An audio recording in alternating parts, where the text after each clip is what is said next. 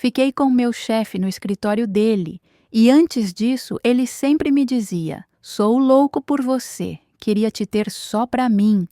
Eu acreditei em cada palavra, até o dia em que a esposa dele descobriu tudo e minha vida virou um inferno. Se você está assistindo e já passou por algo parecido, deixa um like aqui embaixo, comenta de qual cidade você está me ouvindo e se inscreve no canal.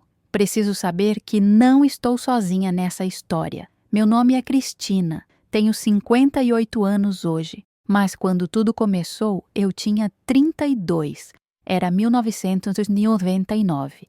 E eu estava recomeçando a vida depois de um divórcio difícil. Meu ex-marido, Paulo, tinha me deixado por uma colega de trabalho dele, ficando com quase tudo que construímos juntos. Sobrou para mim um apartamento pequeno alugado, algumas roupas e a necessidade urgente de reconstruir minha vida do zero. Consegui o emprego na construtora Almeida através de uma amiga. Era uma vaga de secretária executiva, algo que eu nunca tinha feito antes. Minha experiência era em vendas, mas depois de 2 meses mandando currículo sem resposta, aceitei qualquer coisa que pagasse as contas. O salário era bom, bem melhor que o normal para a função, e a empresa era uma das maiores da cidade. Parecia promissor demais para ser verdade. Conheci Roberto Almeida no meu primeiro dia de trabalho. Ele tinha 45 anos, cabelos grisalhos nas têmporas que davam um ar de distinção, ternos impecáveis que cheiravam a perfume caro. Era o tipo de homem que comandava qualquer ambiente que entrasse, com aquela voz grave e firme que não admitia contestação. Quando ele apertou minha mão na recepção e disse: "Seja bem-vinda, Cristina. Espero que você fique conosco por muitos anos." Senti um aperto no estômago que não soube identificar se era nervosismo ou outra coisa. Os primeiros meses foram apenas trabalho. Eu chegava às 8 da manhã, organizava a agenda dele, atendia ligações, preparava documentos, marcava reuniões. Roberto era exigente, mas justo. Pagava bem, reconhecia bom trabalho, não gritava como alguns chefes que conheci. Tratava todos com um respeito profissional, inclusive a mim. A esposa dele, Patrícia, aparecia no escritório às vezes. Era uma mulher elegante, sempre bem vestida, com aquele ar de quem nunca precisou trabalhar um dia na vida. Eles tinham 2 filhos adolescentes que estudavam em colégio particular caro. Eu era apenas mais uma funcionária, nada especial. Até o dia em que fiquei até mais tarde para terminar um relatório urgente. Era quase 8 da noite quando bati na porta da sala dele com os papéis prontos. "Entre", ele disse sem levantar os olhos da tela do computador. Coloquei os documentos na mesa esperando ser dispensada. Mas ele olhou para mim pela primeira vez de verdade naquela noite. "Você sempre fica até tarde quando precisa, não é?" Ele perguntou, recostando na cadeira de couro. "Faço meu trabalho", respondi simplesmente. Ele sorriu, um sorriso cansado. "A maioria das pessoas faz o mínimo, você faz além. Isso é raro." Não soube o que dizer, então apenas agradeci e me virei para sair. "Cristina", ele me chamou. "Obrigado, de verdade." Aquele obrigado mudou algo. A partir dali, ele começou a me notar de formas diferentes. Comentava quando eu usava uma roupa nova. Perguntava como tinha sido meu fim de semana.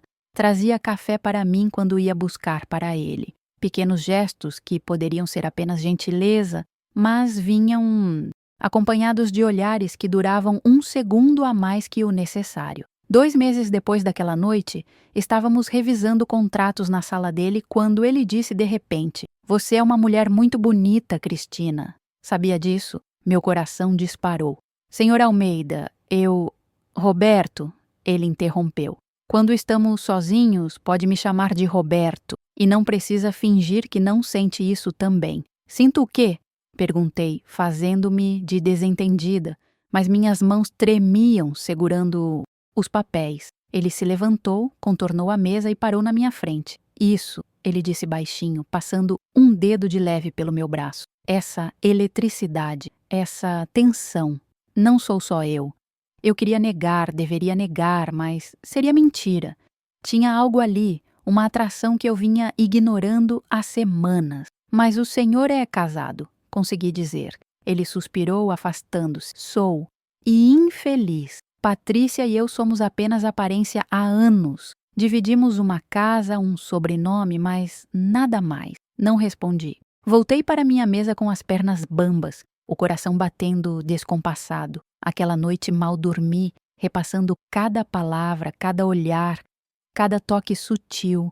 Uma parte de mim sabia que estava entrando em território perigoso. A outra parte, a parte que ainda estava machucada pela traição do Paulo, que se sentia invisível e indesejada, queria acreditar que alguém como Roberto Almeida podia me achar bonita, me querer de verdade. Os dias seguintes foram uma dança estranha. Ele não voltou a tocar no assunto diretamente, mas os olhares continuaram. As conversas ficaram mais longas, mais pessoais. Ele contava sobre a frieza do casamento, sobre como Patrícia só se importava com status e aparências, sobre a solidão de dormir ao lado de alguém que era praticamente uma estranha. Eu ouvia, oferecia palavras de conforto e aos poucos fui me envolvendo emocionalmente. A primeira vez que nos beijamos foi numa sexta-feira, 3 meses depois da conversa sobre eu ser bonita.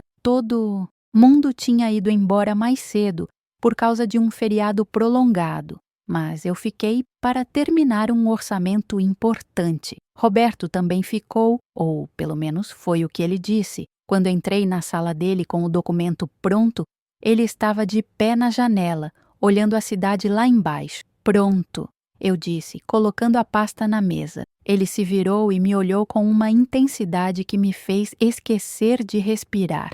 Cristina, ele disse meu nome como se fosse uma oração. Sou louco por você. Não, consigo parar de pensar em você. Queria te ter só para mim. Antes que eu pudesse responder, ele atravessou a sala e me beijou. Foi diferente de qualquer beijo que já recebi. Urgente, faminto, desesperado. Suas mãos na minha cintura me puxando para perto, meu corpo respondendo antes que minha mente pudesse protestar. Quando finalmente nos separamos, ambos ofegantes, ele encostou a testa na minha. Desculpa, ele sussurrou. Não devia ter feito isso, mas não consigo mais fingir que não sinto. Deveria ter saído dali. Deveria ter dito que não podia, que não estava certo, que ele tinha família, mas não disse nada disso. Ao invés, beijei ele de volta. E ali começou uma história que mudaria minha vida para sempre. Começamos a nos encontrar no escritório dele depois do expediente. Nunca foi planejado, nunca marcávamos nada explicitamente. Apenas acontecia. Eu ficava até tarde, ele ficava até tarde, e de repente estávamos trancados na sala dele, beijando com a urgência de quem sabe que está fazendo algo proibido. Nunca foi além disso nas primeiras semanas, apenas beijos roubados e abraços escondidos. Roberto era convincente, sempre dizia as palavras certas. Você me faz sentir vivo de novo, Cristina. Com você sou eu mesmo. Não preciso fingir. Patrícia nunca me entendeu como você entende. Sou louco por você, completamente louco. E eu acreditava, queria acreditar. Porque era bom sentir desejada depois de tanto tempo me sentindo descartável. As semanas se transformaram em meses, e o que começou como beijos escondidos evoluiu para algo muito mais intenso. Roberto começou a me presentear. Nada extravagante que chamasse atenção, mas presentes pensados. Um livro que mencionei querer ler, um perfume que ele disse combinar comigo. Uma joia discreta que eu podia usar sem levantar suspeita. Cada presente vinha com aquelas palavras que eu ansiava ouvir. Pensei em você. Você merece isso. Queria te dar o mundo inteiro.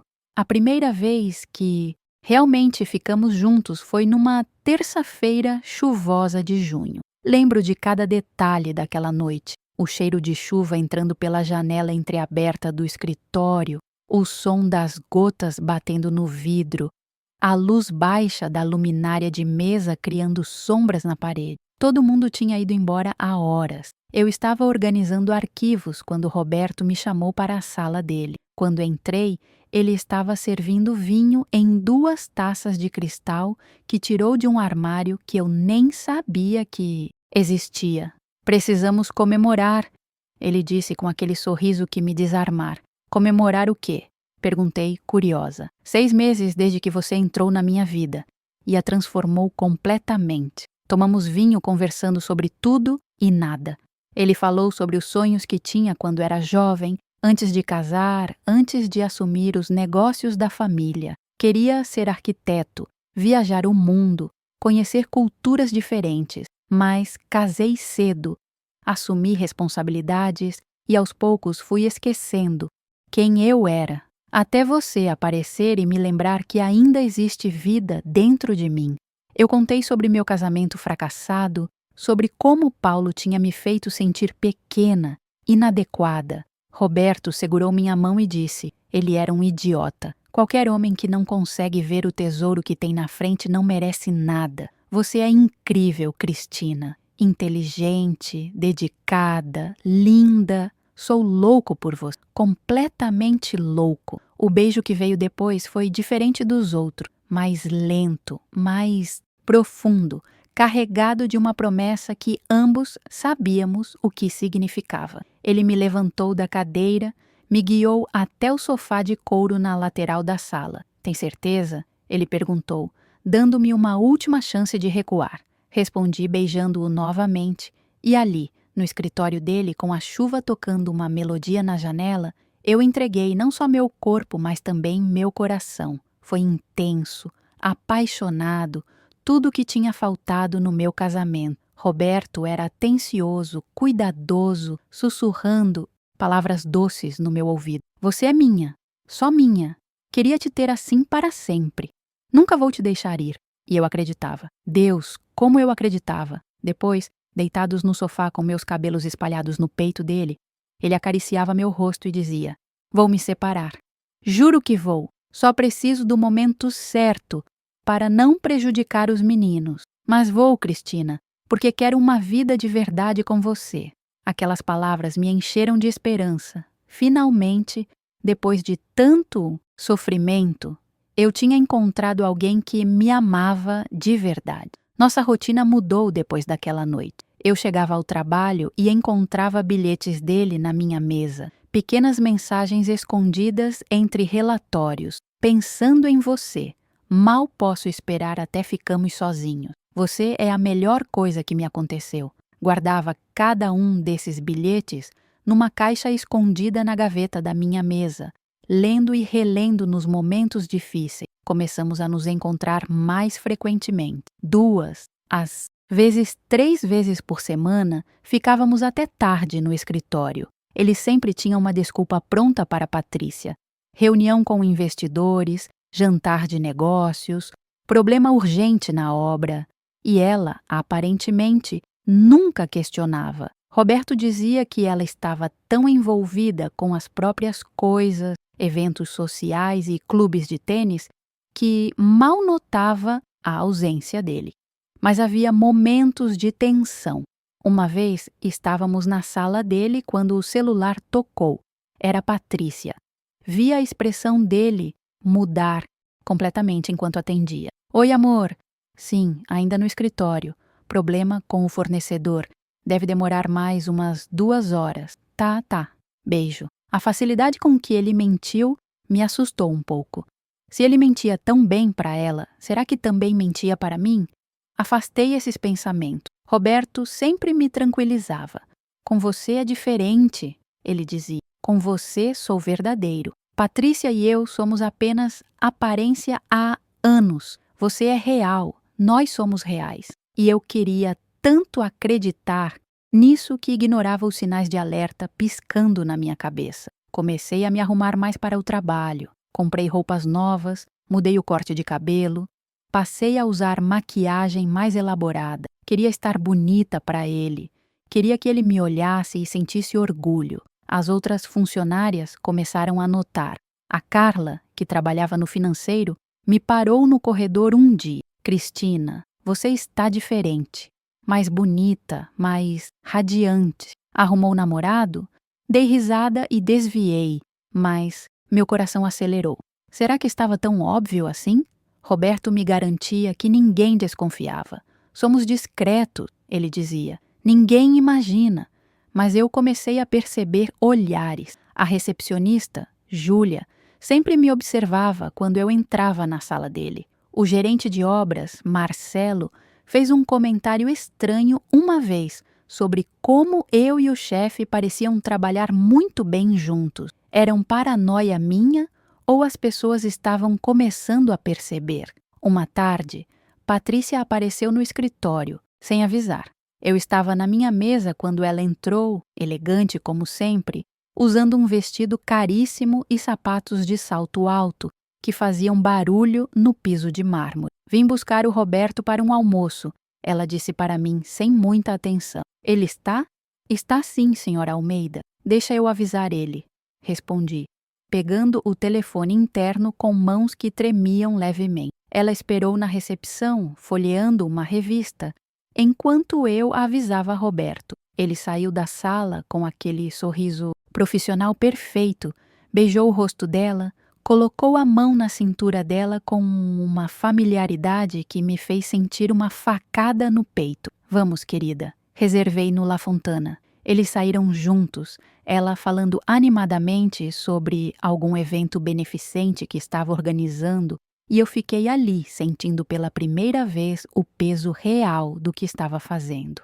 Aquela noite, Roberto ficou até mais tarde comigo. Notei que você ficou estranha depois que a Patrícia apareceu, ele disse, me puxando para o colo na cadeira dele. Não foi nada, menti. Ele segurou meu rosto, forçando-me a olhar nos olhos dele. Cristina, você sabe que o que eu tenho com ela não é real. É só fachada. Você é o que é real para mim. Sou louco por você, você sabe disso. Queria poder gritar para o mundo inteiro que você é minha, mas não podia gritar. Aquilo tinha que ficar escondido, nas sombras, nos momentos roubados depois do expediente. Comecei a me perguntar quanto tempo conseguiria viver assim. Quanto tempo até ele realmente se separar? Quanto tempo até podermos ser um casal de verdade? Não apenas amantes secretos. Quando perguntava sobre a separação, ele sempre tinha uma resposta. Logo, amor. Só estou esperando o Rafael terminar o colégio. Ou, preciso organizar as finanças primeiro. Separação é complicado. Ou ainda, minha mãe está doente, não posso dar esse choque nela agora. Sempre tinha um motivo. Sempre tinha uma razão para esperar mais um pouco.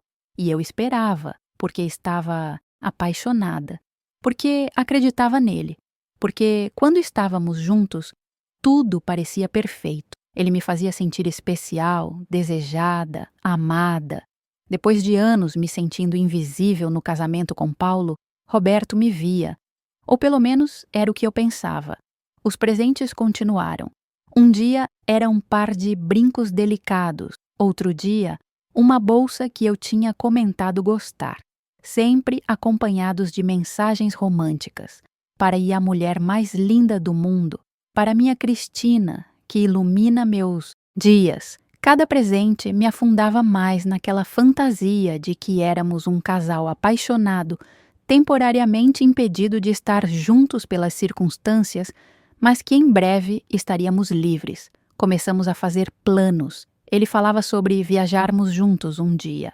Vou te levar para Paris, dizia. Vamos passear de mãos dadas pelas ruas, jantar em restaurantes românticos, fazer amor num hotel com vista para a Torre Eiffel, sem esconder, sem mentir, só nós dois. Eu fechava os olhos e imaginava aquela cena, aquela vida onde não éramos segredo, mas a realidade era que éramos segredo, muito bem guardado, tão bem guardado que às vezes eu mesma esquecia que o que fazíamos era errado, que ele tinha uma esposa em casa, filhos, uma família, que eu era a outra. Justificava dizendo que o casamento deles já estava morto, que eu não estava destruindo nada que já não estivesse destruído. Mas no fundo, bem no fundo, uma voz pequena me dizia que eu estava me enganando.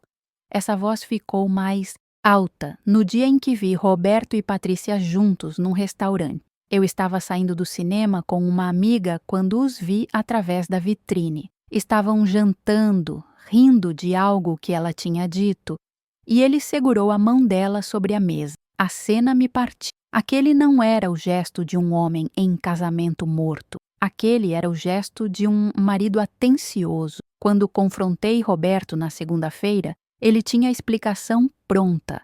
Era aniversário de casamento, amor, 22 anos. Eu tinha que ir.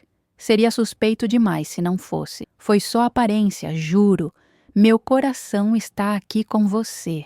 Ele me beijou e eu deixei a desconfiança morrer, porque era mais fácil acreditar do que encarar a verdade. Os meses seguintes foram uma montanha-russa emocional.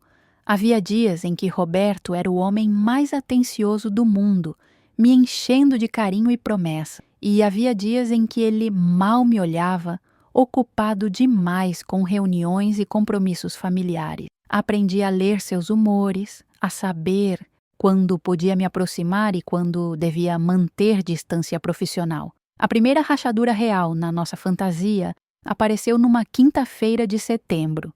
Eu estava organizando a agenda dele quando vi marcado: jantar com Patrícia e os Ferreira, comentário beneficente no clube. A letra era dele, escrita à mão com aquela caneta cara que eu tinha dado de presente. Algo no meu peito apertou.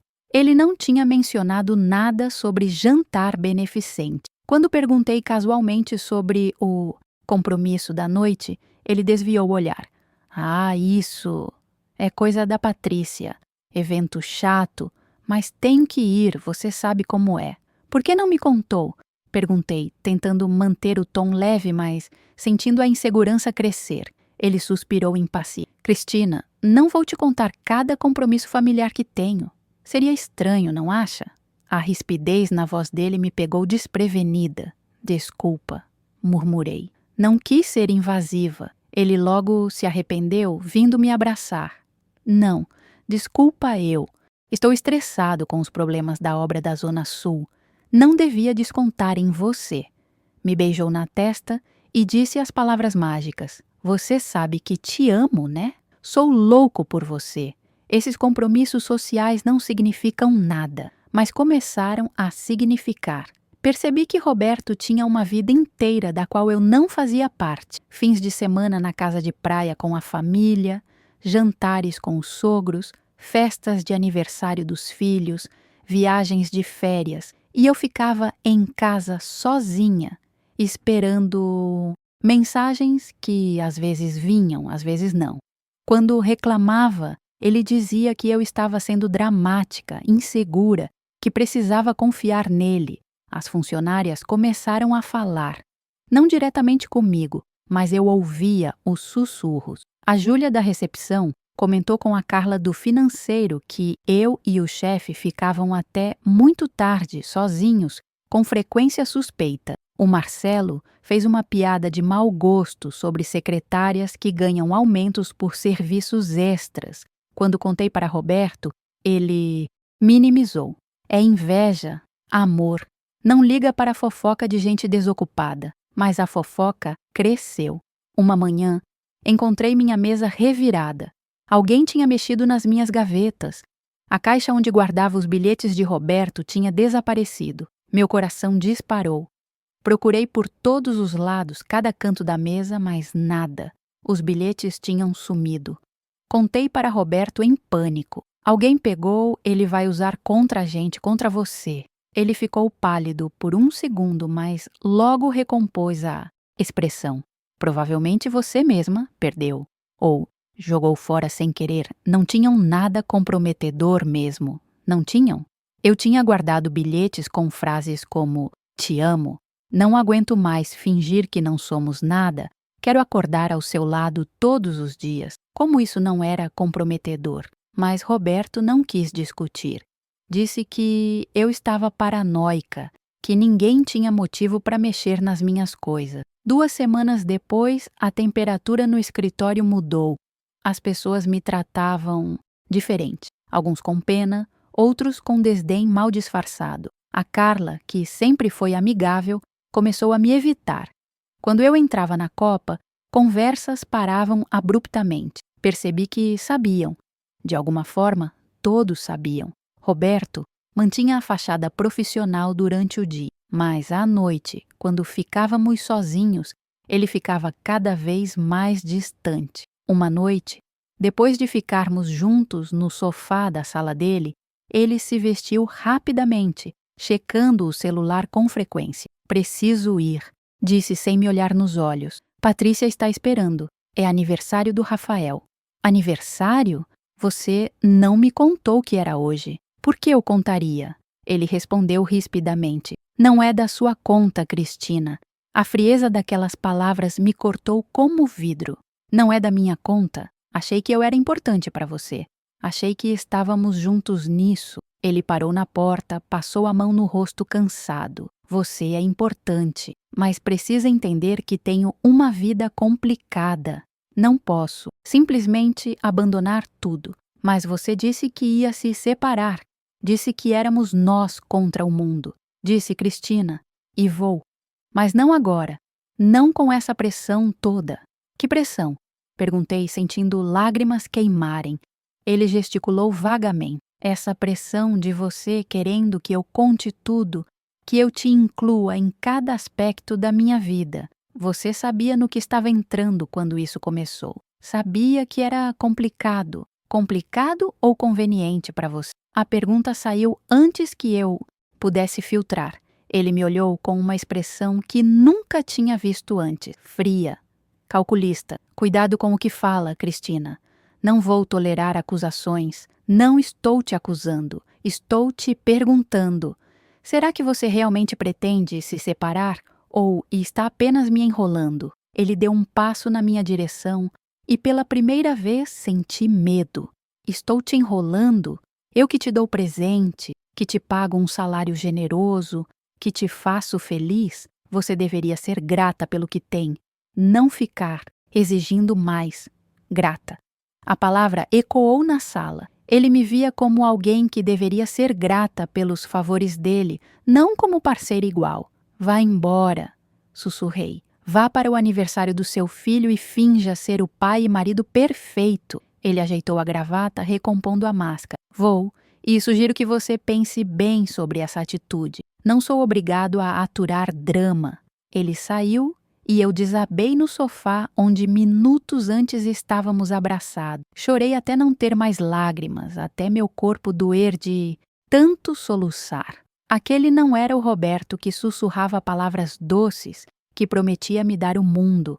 Aquele era um estranho que me lembrou brutalmente da minha posição. A outra, a escondida, a que não tinha direito. Na semana seguinte, ele agiu como se nada tivesse acontecido. Voltou a ser atencioso, trouxe flores, pediu desculpas por ter sido estúpido. Estava estressado. Não era desculpa, mas explica. Você sabe que te amo, né? Sou completamente louco por você. Não sei o que me deu naquele dia. Perdoa? E eu perdoei, porque queria acreditar que aquele era um momento isolado, um deslize. Mas os deslizes se repetiram. Ele cancelava nossos encontros em cima da hora. Commitments familiares inesperados, reuniões urgentes, sempre alguma coisa. Quando eu reclamava, ele ficava irritado. Você está sendo pegajosa, Cristina. Isso não é atraente. Preciso que seja compreensiva, não dramática. Comecei a me sentir pequena de novo, como me sentia com Paulo, como se meus sentimentos fossem exagero. Minha necessidade de atenção fosse demais. Roberto era expert em me fazer sentir culpada por querer o básico. Tempo, atenção, honestidade. Ele virava tudo, fazendo parecer que eu era o problema. Uma tarde, a bomba explodiu de um jeito que não esperava. Patrícia ligou no telefone do escritório, algo que raramente acontecia. Passaram a ligação para mim. Cristina. Ela disse com uma voz estranhamente calma. Preciso que passe uma mensagem para o Roberto. Diga que sei de tudo. Meu coração parou. Tudo, senhora Almeida. Tudo sobre vocês dois, sobre o caso, sobre as mentiras. Preciso falar com ele. Urgente. Desliguei com as mãos tremendo violentamente. Ela sabia. Patrícia sabia. Corri para a sala de Roberto e entrei sem bater. Sua esposa ligou. Ela sabe. Ele ficou branco. Sabe o quê? De nós. Ela disse que sabe de tudo. Ele praguejou baixinho, pegou o celular e saiu apressado para o corredor. Fiquei ali parada, ouvindo os fragmentos da conversa dele através da porta. Patrícia, calma, podemos conversar. Não, não vou negar. Mas não é o que você pensa. Ela não significa nada, foi um erro. Aquelas palavras me atingiram como um tiro. Ela não significa nada. Depois de meses dizendo que era louco por mim, que me amava, que queria uma vida comigo, agora eu não significava nada? Ele voltou para a sala, a expressão tensa. Olhou para mim como se eu fosse um problema a ser resolvido. Não a mulher que ele dizia amar. Temos uma situação, ele disse friamente. Patrícia está furiosa. Ameaçou com divórcio, com processo, com escândalo. Vai prejudicar a empresa, a família, tudo. E eu? Perguntei com voz quebrada. O que acontece comigo nisso tudo? Ele desviou o olhar. Você vai precisar sair, Cristina. Não posso te manter aqui agora. Seria jogar lenha na fogueira. Entende, né? Você está me demitindo. Estou te liberando. Com 3 meses de salário de indenização. É o melhor para todo mundo. Para todo mundo ou para você? Fiquei de pé, sentindo a raiva finalmente superar a dor. Você é um covarde, Roberto. Um mentiroso covarde. Ele se aproximou tentando me tocar. Cristina, por favor. Você sabia que isso podia acontecer. Sabia dos riscos. Eu sabia que você mentia para sua esposa. Não sabia que mentia para mim também. Todas aquelas promessas, todas aquelas palavras sobre me amar, sobre querer uma vida comigo. Tudo mentira. Ele suspirou, impaciente. Não foi mentira. Foi complicado. Você sempre soube que era complicado. Sai daqui, ele disse finalmente. Pega suas coisas e sai. Hoje, agora. Não quero mais drama. Olhei para aquele homem que tinha sido meu mundo por meses e vi um estranho egoísta que usou minhas vulnerabilidades, minha necessidade de ser amada, para ter o que queria sem nunca pretender dar nada real em troca. Saí da sala dele pela última vez. Voltei para minha mesa em choque, as pernas bambas mal me sustentando. As outras funcionárias me observavam com aquela mistura de curiosidade mórbida e pena. Todas sabiam. Provavelmente sabiam há semanas. Comecei a esvaziar as gavetas com mãos trêmulas, colocando meus pertences numa caixa de papelão que alguém tinha deixado ao lado da mesa. Meus dedos tocaram o porta-retratos com a foto da minha mãe, a caneca que comprei numa viagem, a planta que cuidei por meses, objetos sem valor que de repente eram tudo que me restava. A Júlia da recepção se aproximou, a voz baixa. Cristina, sinto muito pelo que está passando, mas preciso te avisar de algo. Ergui os olhos. Ela parecia genuinamente preocupada. A Patrícia está vindo para cá. Ouvi o Roberto falando com segurança para deixar ela subir. Meu sangue gelou. Ela vem aqui? Agora? Júlia está no elevador. Não tive tempo de processar. As portas do elevador se abriram e Patrícia entrou como um furacão. Ela era ainda mais imponente pessoalmente do que eu lembrava das poucas vezes que tinha visto. Alta, magra, roupas caras, cabelos perfeitamente arrumados, mas o rosto estava contorcido de raiva, os olhos vermelhos de quem tinha chorado, mas agora só sentia fúria. Você, ela apontou para mim, a voz ecoando pelo escritório inteiro. Você é a vadia que está destruindo minha família. O silêncio que caiu foi absoluto. Todas as conversas pararam. Todos os olhares se voltaram para nós. Senti meu rosto queimar de vergonha. Senhora Almeida, eu... Não me venha com senhora Almeida. Ela cuspiu as palavras. Você sabia? que ele era casado, sabia que tinha filhos, e mesmo assim abriu as pernas para ele. As lágrimas queimaram meus olhos. Eu sei que não tem desculpa, mas o quê? Ela avançou para mim e instintivamente dei um passo para trás. Mas você achou que ele te amava? Que ia largar tudo por você? Ela deu uma risada amarga. Você é a quinta, querida. A quinta mulher com quem ele faz isso. Sempre a mesma história. Secretárias jovens, vulneráveis, carente. Ele tem um padrão. A quinta. As palavras me atingiram como um soco no estômago. Não, sussurrei. Ele disse que eu era especial, que era diferente. Patrícia me olhou com algo que parecia quase pena agora. Todas acham que são especiais. Todas acham que são diferentes. Mas para ele, vocês são apenas distração. Diversão descartável. Ele nunca, nunca deixaria a família. O status, o dinheiro, a reputação, isso é o que importa para ele. Senti minhas pernas fraquejarem. A quinta. Eu era apenas mais uma numa longa fila de mulheres que ele usou e descartou. Todas as promessas, todas as palavras de amor, tudo mentira ensaiada que ele repetia para cada uma. Sou louco por você. Queria te ter só para mim. Vou me separar. Só preciso do momento certo. Frases decoradas, performance bem executada. Por que você continua com ele? Consegui perguntar. Se ele faz isso sempre, por que não se divorcia? Patrícia endireitou os ombros, recompondo a máscara de mulher forte. Porque eu não vou dar a ele a satisfação de destruir o que construímos, porque tenho filhos para proteger e porque, diferente de vocês, eu não sou idiota o suficiente para acreditar que homem muda. Eu aceito quem ele é, desde que mantenha as aparências. Ela olhou ao redor do escritório, para todas as pessoas observando. E você? Continuou mais alto, para que todos ouvissem. Você vai sumir da vida dele. Vai sair dessa cidade se for preciso. Porque se eu vir você perto do meu marido de novo, vou destruir sua vida de formas que você nem imagina. Tenho advogados, tenho dinheiro, tenho poder. Você não tem nada. Estava certa. Eu não tinha nada. Nem emprego, nem dignidade, nem futuro. Roberto apareceu finalmente, saindo da sala dele. Patrícia, vamos conversar em casa. Isso não é necessário. Ela se virou para ele com uma fúria contida. Não é necessário? Humilhar essa vagabunda como ela me humilhou não é necessário. Ele me traiu, Roberto.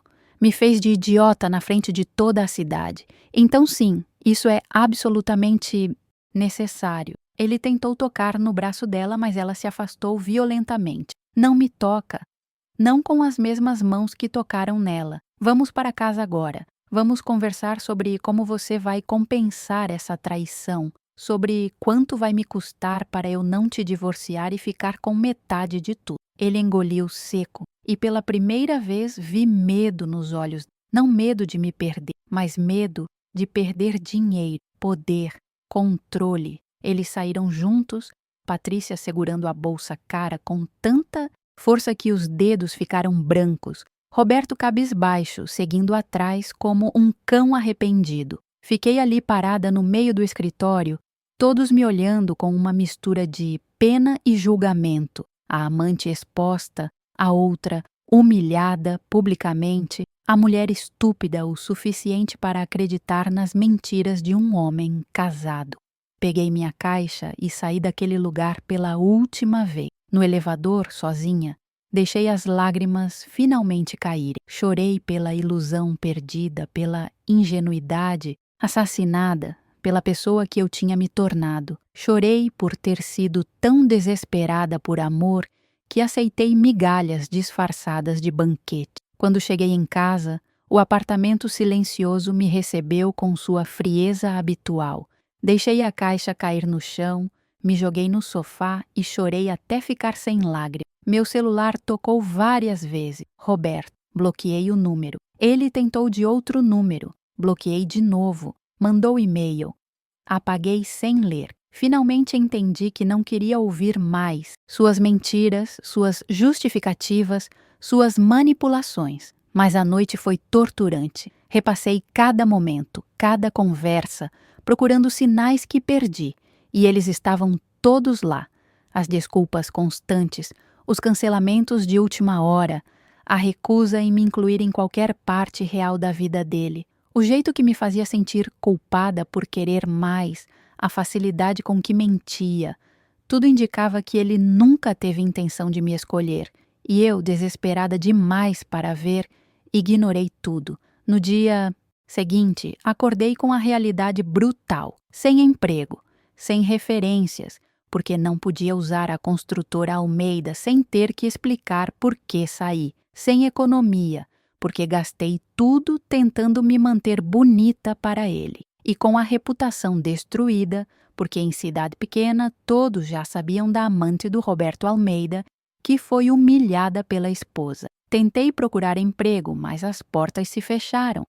Ou as pessoas sabiam da história e não queriam contratar alguém com moral questionável, ou Roberto tinha usado a influência dele para me sabotar. 3 meses depois de ser demitida, estava sem dinheiro para pagar o aluguel. Liguei para minha irmã, Lúcia, que morava em São Paulo. Quando contei tudo, ela ficou em silêncio por um longo momento. Depois disse: "Vem para cá, você pode ficar comigo até se reerguer.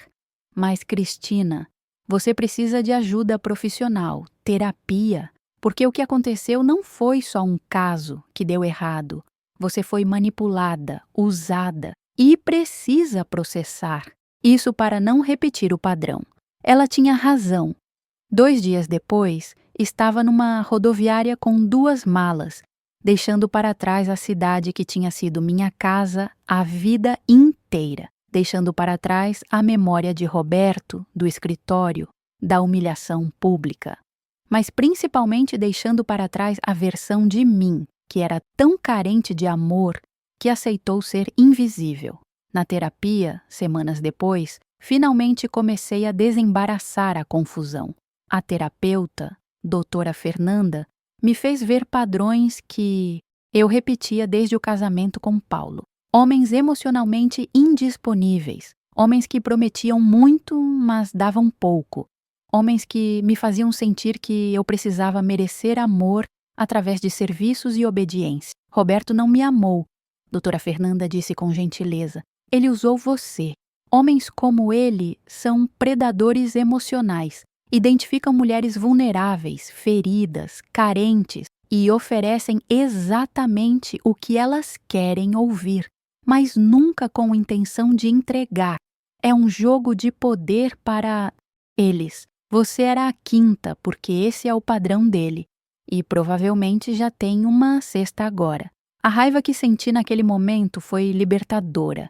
Raiva de Roberto por ter me usado, raiva de Patrícia por ter ficado e perpetuado o ciclo, mas principalmente raiva de mim mesma por ter permitido, por ter ignorado os sinais, por ter aceitado tão pouco, por ter acreditado que ser a outra era melhor que estar sozinha. Doutora Fernanda me ensinou algo crucial.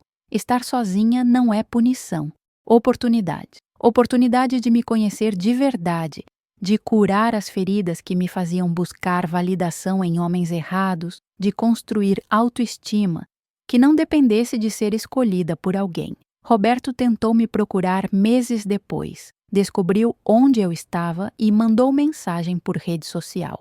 Cristina, você sumiu, estou com saudades, as coisas não terminaram bem entre nós, mas você sabe que o que vivemos foi real.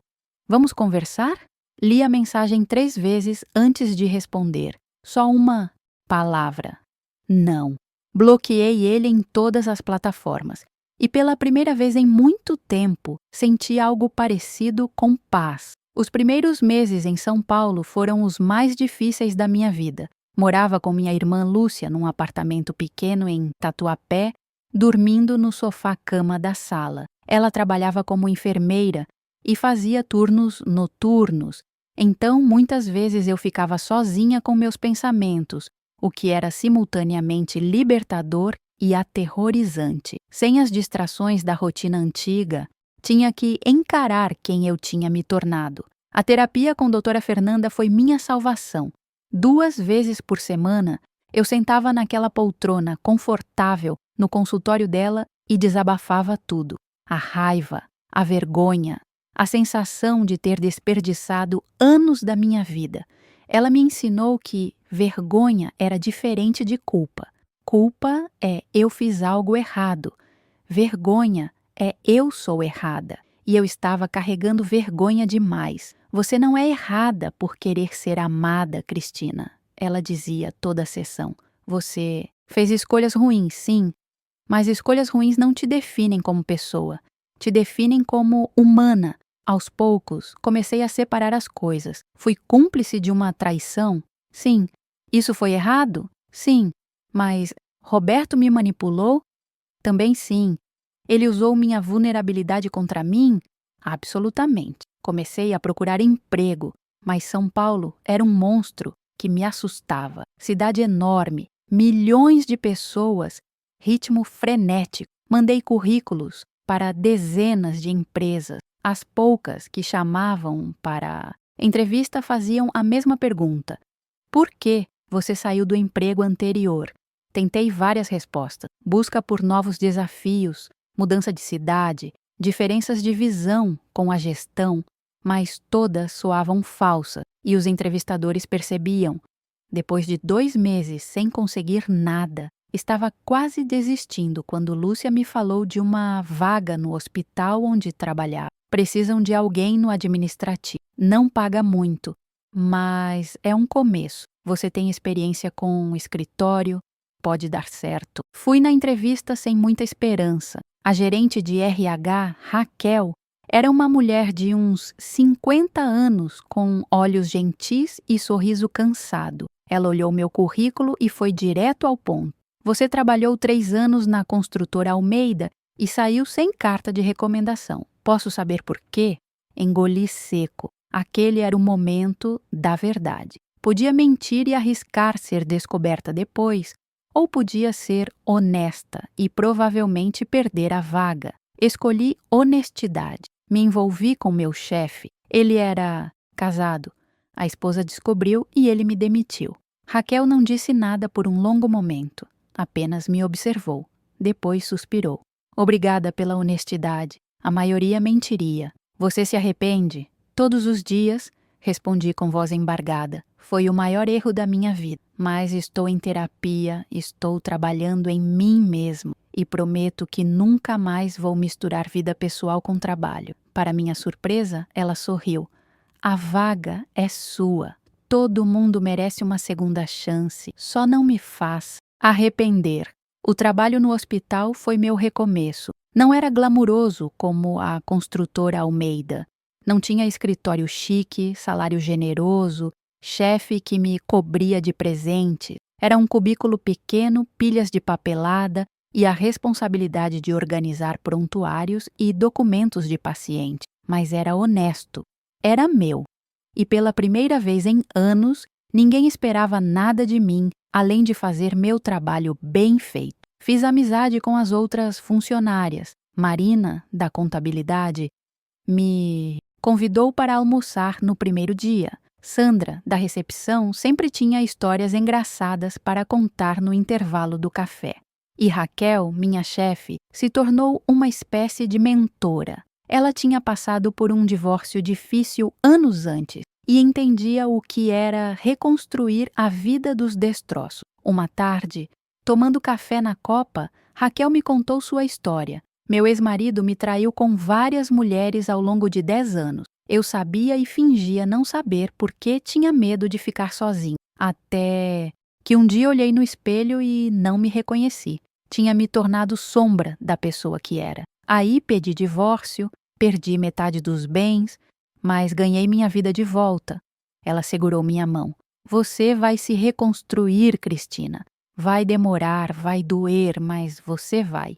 E doeu mesmo. Teve dias que acordava sem vontade de sair da cama, dias que chorava no banheiro do trabalho, dias que a solidão pesava tanto que pensava em desbloquear Roberto só para ter alguém me dizendo que me queria. Mas não. Desbloqueava, porque sabia que aquilo não era amor, era vício. Vício em migalhas disfarçadas de banquete. Doutora Fernanda me ensinou sobre apego traumático. é quando você fica viciado nas montanhas russas emocionais de um relacionamento tóxico.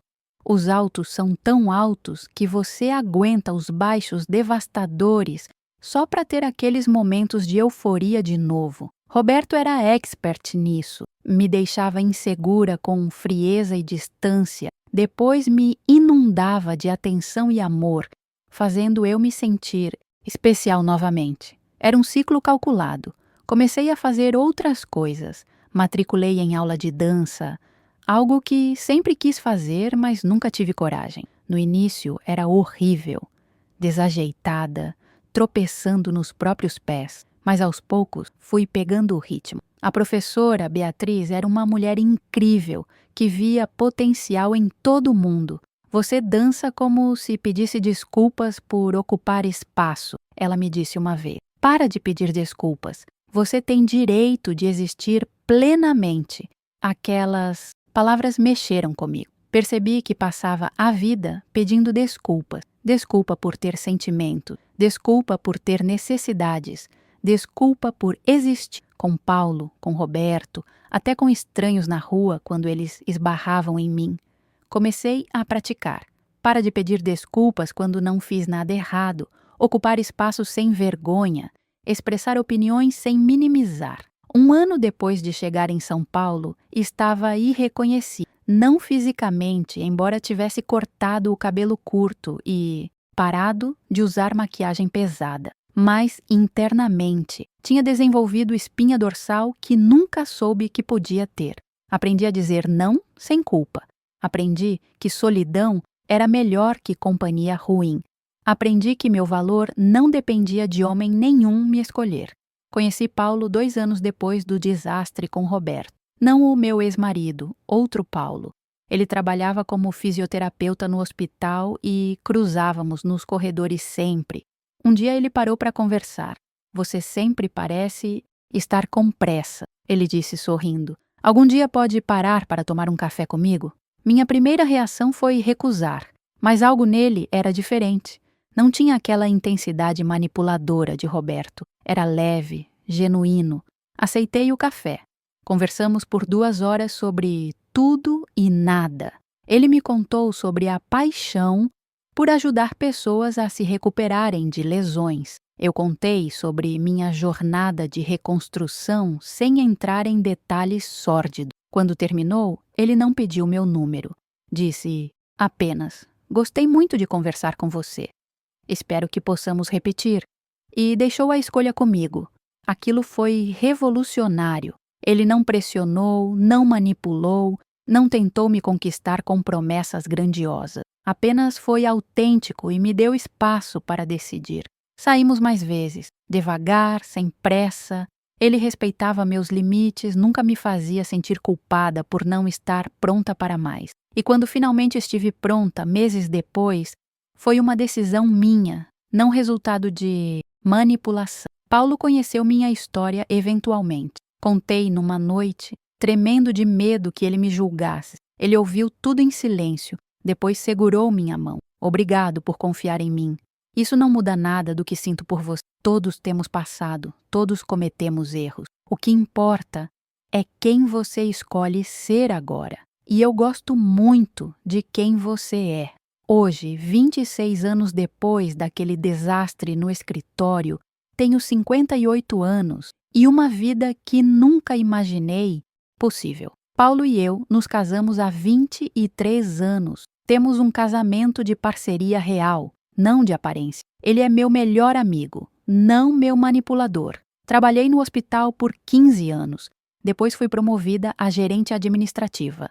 Sou respeitada pelo meu trabalho, não por ser objeto de desejo de alguém. Ainda faço terapia, não porque estou quebrada, mas porque saúde mental é manutenção constante. Doutora Ata Fernanda se aposentou, mas tenho um novo terapeuta que me ajuda a continuar crescendo. E aprendi a lição mais importante. Amor verdadeiro não te faz sentir pequena, não te esconde, não te promete o mundo enquanto te dá migalhas. Amor verdadeiro te vê, te respeita, te escolhe todos os dias sem drama. Às vezes penso em Roberto. Me pergunto se ele continua com o padrão, se já está na 10ª ou 20ª amante. Me pergunto se Patrícia ainda aceita, ainda finge, ainda prioriza aparências sobre felicidade. Mas principalmente, agradeço. Agradeço porque aquela experiência horrível me quebrou de um jeito que me forçou a me reconstruir melhor, mais forte, mais sábia, mais inteira. Para você que está me ouvindo agora e se vê nessa história, seja como a amante ou como a esposa que aceita migalhas, eu digo: você merece mais. Merece ser escolhida sem esconderijo. Merece ser amada sem manipulação. Merece ocupar espaço sem pedir desculpas. E se está num relacionamento onde se sente pequena, invisível, constantemente insegura, saia. Mesmo que doa, mesmo que seja difícil, mesmo que fique sozinha por um tempo. Porque solidão temporária é melhor que companhia tóxica permanente. Aquele homem que diz: sou louco por você, queria te ter só para mim, mas te mantém escondida, ele está mentindo. Homem que realmente te quer não te esconde. Não te faz disputar atenção com esposa. Não te faz sentir culpada por querer o mínimo de respeito. Essas são bandeiras vermelhas gigantes que a gente ignora quando está desesperada por amor. Aprenda comigo. Aprenda que você é suficiente sozinha, que seu valor não depende de ninguém te validar, que estar solteira não é falha, é oportunidade de se conhecer de verdade. E quando o amor certo chegar, você vai saber, porque não vai te fazer questionar, não vai te deixar insegura, não vai te prometer um futuro que nunca chega. Vai te escolher abertamente, consistentemente, sem drama. Se essa história tocou você, deixa seu comentário. Conta o que aprendeu, o que está passando, como está se reconstruindo. Vamos criar uma rede de apoio, porque ninguém deveria passar por isso sozinho. E lembra, seu passado não te define. Suas escolhas ruins não te tornam pessoa ruim. Você sempre pode recomeçar, sempre pode escolher diferente, sempre pode se reconstruir mais forte. Obrigada por ouvirem minha história. Obrigada por me permitirem transformar minha dor em lição. E, principalmente, obrigada por lembrarem que sempre, sempre é possível recomeçar.